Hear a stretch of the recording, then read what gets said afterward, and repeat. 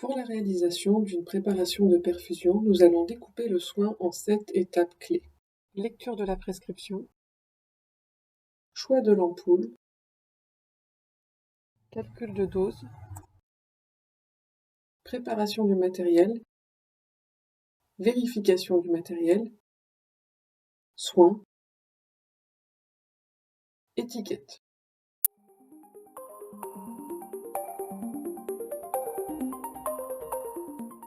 Pour cette première étape, nous allons vérifier la prescription médicale. Il faut vérifier le nom de naissance, le prénom, la date de naissance du patient. On vérifie ensuite la date, le nom du médecin prescripteur et sa signature. On lit le nom du médicament que l'on va administrer. Ici, il s'agit d'administrer 0,4 g de NaCl dans 100 ml de sérum physiologique en 30 minutes.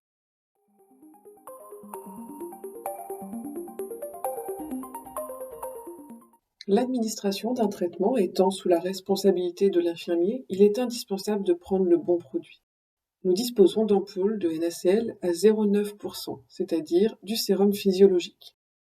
Nous disposons aussi de NaCl dosé à 10%, et enfin de NaCl dosé à 20%. Face à notre prescription médicale, nous décidons donc de choisir l'ampoule dosée à 20%, c'est-à-dire 20 g pour 100 ml.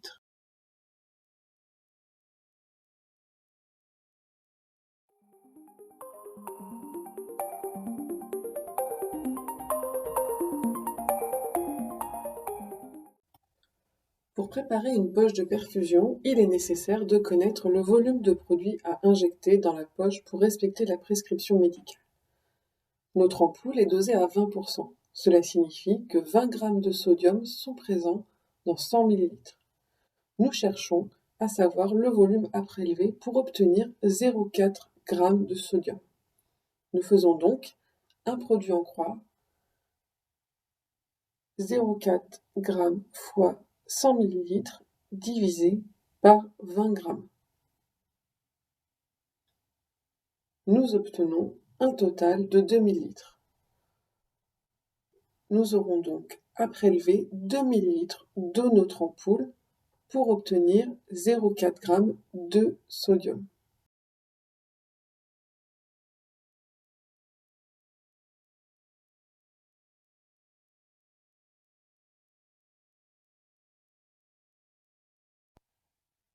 Dans un deuxième temps, nous cherchons à trouver le débit, qui est attendu en gouttes par minute.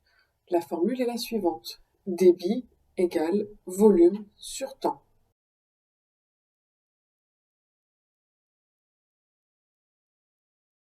Ce qui correspond à 100 ml sur 30 minutes.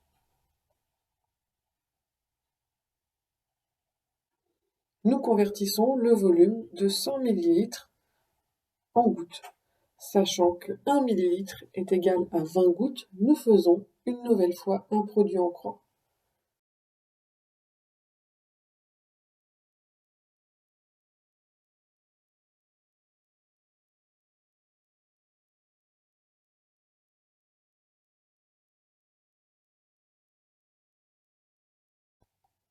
Nous obtenons donc un résultat de 2000 gouttes.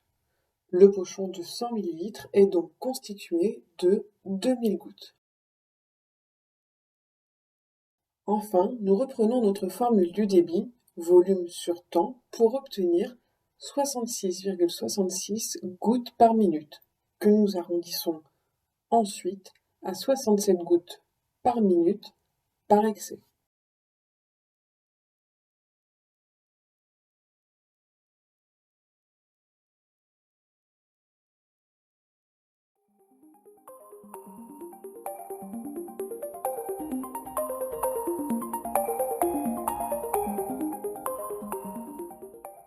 La préparation du matériel doit être organisée et se faire sur un plan de travail propre ou annoncé comme propre lors de l'évaluation.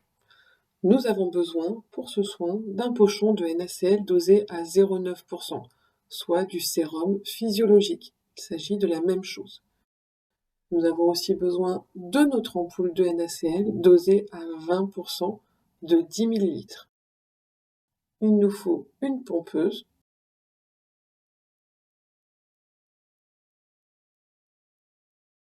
une seringue dont le volume est adapté au volume à prélever. Ici, la seringue est de 5 ml.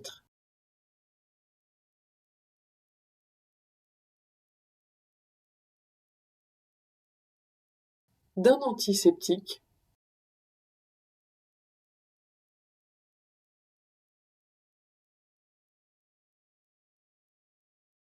de compresses stériles en nombre suffisant,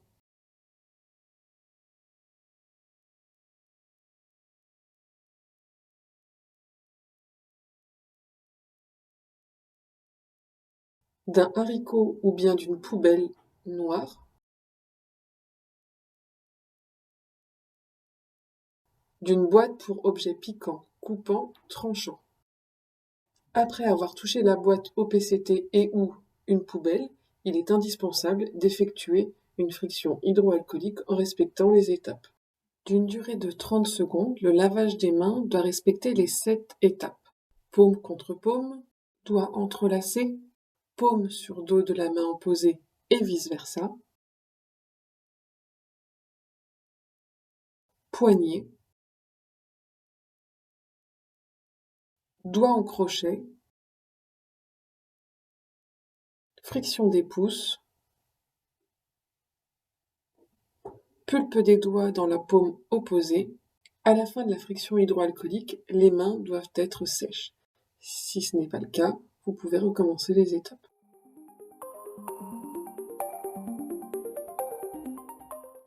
La préparation du matériel comprend systématiquement avant le soin la vérification des dates de péremption, d'ouverture et l'intégrité du matériel. Lors de l'évaluation, ces vérifications doivent être oralement annoncées. Vérifions que le pochon n'est pas endommagé, qu'aucun emballage n'est ouvert et que les dates de péremption sont conformes.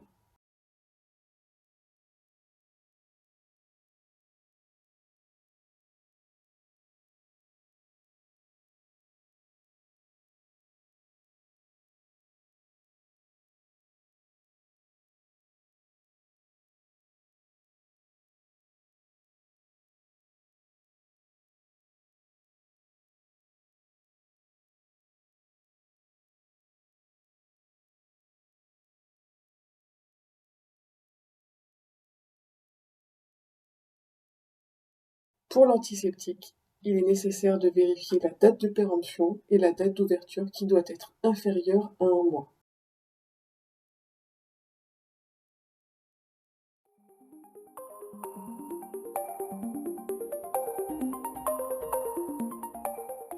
Chaque soin débute par un lavage de mains à l'eau et au savon ou par une friction hydroalcoolique en respectant toujours les mêmes 7 étapes et la durée de 30 secondes. Débutons par l'ouverture du matériel.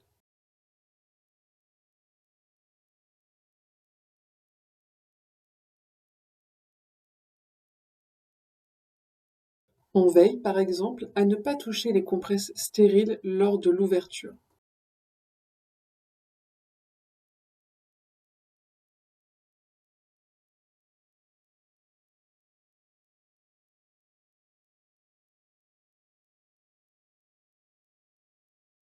Les ampoules en verre doivent être ouvertes au moyen d'une compresse sèche ou imbibée. Les ampoules, comme celles présentées, elles peuvent être ouvertes à main nue. L'antiseptique est déposé sur les compresses sans que le flacon ne les touche. Au moyen d'une compresse imbibée, l'embout en plastique blanc de la poche à perfusion est cassé et jeté. Cette même compresse va alors désinfecter l'orifice d'entrée de la poche à perfusion, puis déposer en dessous pour laisser à l'air libre l'orifice de manière à respecter un temps de séchage de 30 secondes.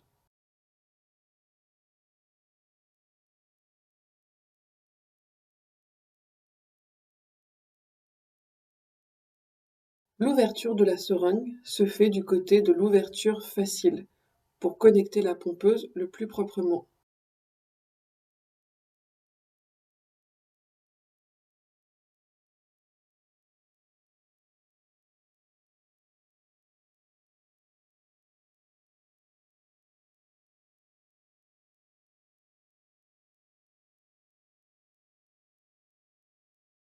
Par la suite, on prélève le volume demandé.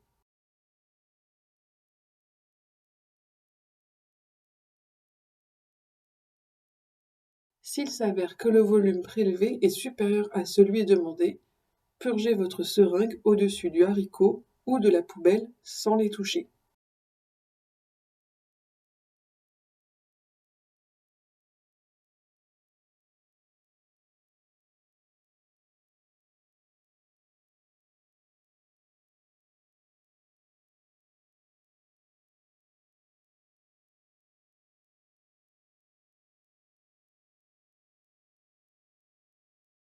Une fois le bon volume prélevé, on l'injecte dans la poche à perfusion.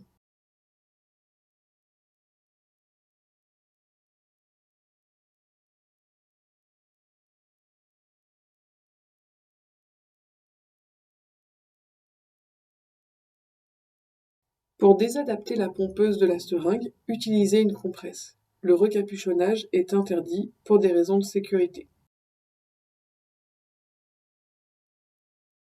Concernant le tri des déchets, les aiguilles et les ampoules en verre sont éliminées dans l'OPCT, alors que les ampoules en plastique, les flacons en verre, à condition qu'ils ne soient pas cassés, et les emballages sont éliminés dans le sac DAOM. Enfin, le soin se termine par une friction hydroalcoolique.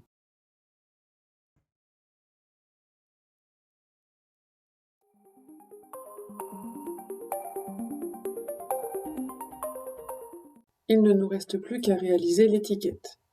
L'étiquetage standardisé des poches de perfusion est une étape clé pour la prévention des erreurs d'administration des médicaments. L'étiquette doit donc respecter la norme établie par l'ANSM de 2011, sous peine de ne pas respecter les règles de sécurité.